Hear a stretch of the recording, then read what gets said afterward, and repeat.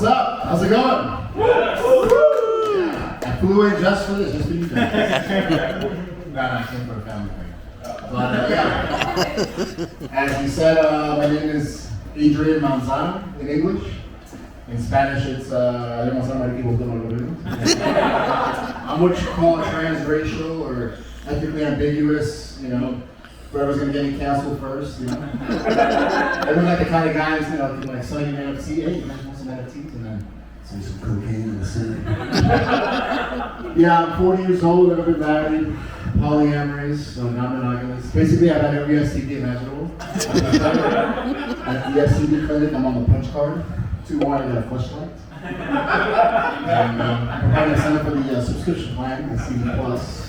I use WebMD as my Tinder now, it's great. Yeah, I'm all itchy down here, it's nice. But, you know, some guys, when you go on a first date, some guys bring flowers. I bring a shot of penicillin. Come on, bring it in. Yes, I should. Somebody can see while you're at it. But anyway, Trump's in the news. You guys excited about that? It's kind of fun, right? Yeah? Good memories, good old times. The one who's excited is my mom. My mom's like a huge Shiite Trump supporter. She's like a crazy. Like she goes to the rallies and she's like, Viva Trump! Be the one! Lock me up! She's like calling immigration on herself. Yes, I'm immigrant was coming to arrest me. Lock me up! So I told my mom, I was like, I'm gonna go to Colombia for a while. She's like, why are you going to that sheep-hole country? Where are you from? That sheep-hole country? Yes, full of sheep-hole people. Like me. They should have never let me into this country. Like, come on, what's up, that bad? But then Christmas time comes around, she gets a little more Colombian with like some Colombian salsa. She starts dancing. She's like, Viva my sheep-hole country! So that's my mom. My dad's actually here right now. He's a union guy, he's never cried, he went to Bombay school. But he's got problems with the English language. Like, we keep correcting him, but he still makes the same mistakes. For example, he calls text messages Tex-Mex. So he calls me up, he's like, hey, did you get my Tex-Mex? You sending me nachos? What's going on? Tex-Mex? Gluten-free. Send me some pickles. And then the other one is in Florida. We're in Florida. You know the transponder to drive, you know, like Easy Pass? Yeah, like that's another one. So he'll call me up. He's like, hey, listen, you're gonna drive in Miami, you have to have a transgender in the car.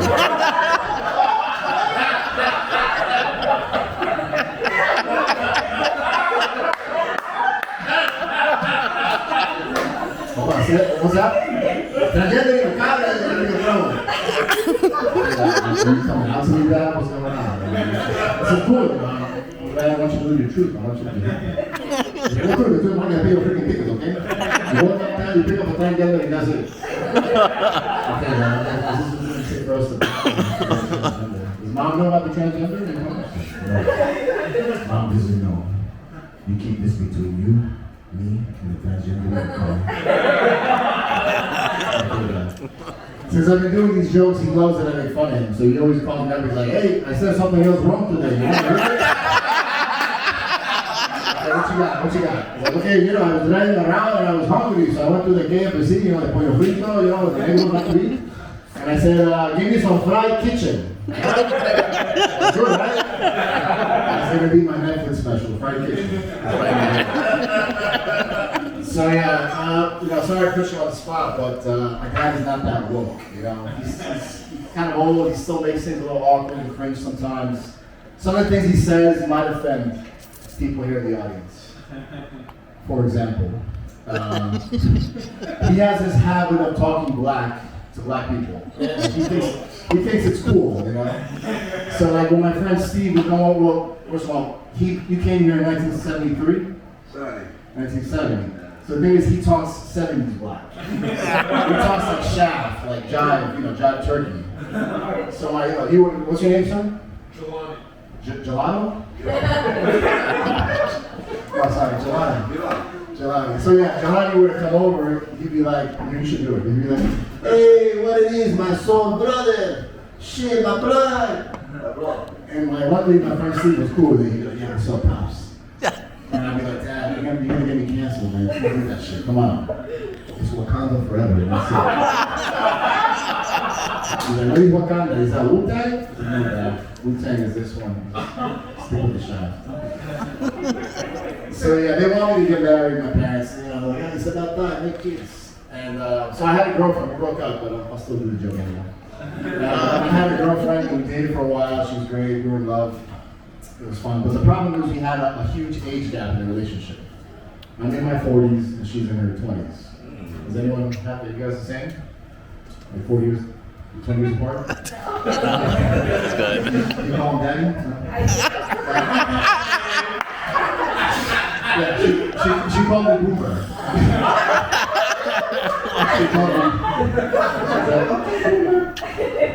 The thing is, she says she likes dating older men because she feels like, you know, we can teach them things. So, for example, I taught her how to ride a bike. 20 wheels came right off. The thing is, you know, she's Gen Z, right? So she's teaching me things too. Like I'm on TikTok. You know, you guys know like that creepy TikTok voice? Watch Daddy dance.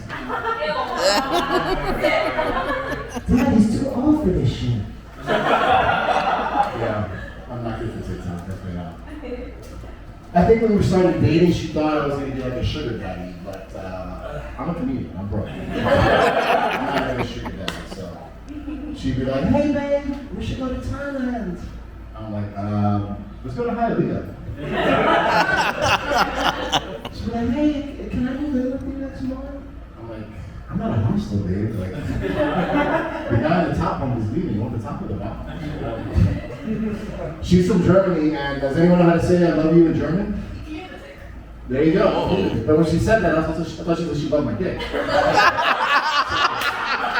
I went from sugar daddy to fuck boy. Okay. I guess it works. But no, it's cool. She's we broke up now, so yeah. She has to go back to school. Anyway, so as he mentioned, I live in Mexico City, so I'm gonna do some Mexico City jokes, but I think it translates well. I've been living there for about a year, and has anyone been there before? Toluca. Oh yeah, Toluca. There you go. I live in Norte, but I recently moved to Reforma. So these are the neighborhoods that are gentrifying. And Reforma is kind of like downtown. It's like government buildings, embassies. It's a little bit more rough. But we're gentrifying that neighborhood now. And I got these two roommates, Brad and Ashley from Boston. You know, very sweet, woke couple, very progressive. They're like, we want to create a safe space for you. You as a member of the Latinx community. So we want you to know that you are seen, we're represented, and we want you to be happy. Thanks, Ashley. But like I said, this neighborhood's a little more rough, and one of the rough things is they're constantly having protests, because that's where the government buildings are. So every weekend there's like socialists protesting, you know, indigenous rights. Next weekend, first wave feminists and like third wave feminists. You can't mix them. And so people are really angry, and I'm just chilling there at the Starbucks with my matcha coffee. I'm like, yeah, fight the power. But so sometimes I can't even go outside. So I grab my roommate and be like, dude, don't even go outside right now, bro. There's a mob. We're gonna just chill out here. Maybe we can go out and get some quesadillas on pasture. And it'll be good. But right now, we gotta chill, because this is fucking Mexico, dude. No mames, okay? No mames, you guys know that one, good. But they're a little worried. They're worried that Mexico is gonna, eventually there's gonna be like a gentrification anti-American protest. So I told them, I said, look guys, if that ever happens, just so we know, I now become Mexican, okay? I'm transracial, so. Yeah. Eventually there's gonna be a purge. There's gonna be a lot of people like, Gringo fuera, a la chingada! I'm gonna be marching right with them, just like my mom. I'm ready to sell out my own people. They're like, yeah, Gringo, go home! Yeah, if I see Brad tied up to a stake, I'm gonna be the first one to take out my lighter and be like, look, Brad. Should I use that video? No mames! See mames. Ashley from Boston as well, like, sorry, this is for Latinx. She's got a lot of white guilt, so she'll be like enjoying. She'll be like, yes, burn me up, I deserve it. Burn my white privilege, yes. In Mexico, we're gonna have this Gringo purge, gonna be like a Trump president down there. But he's gonna have to talk like Obama because then he's gonna know. So it'll be something like this. It'll be like, hola, Mexico. Los gringos son buenos.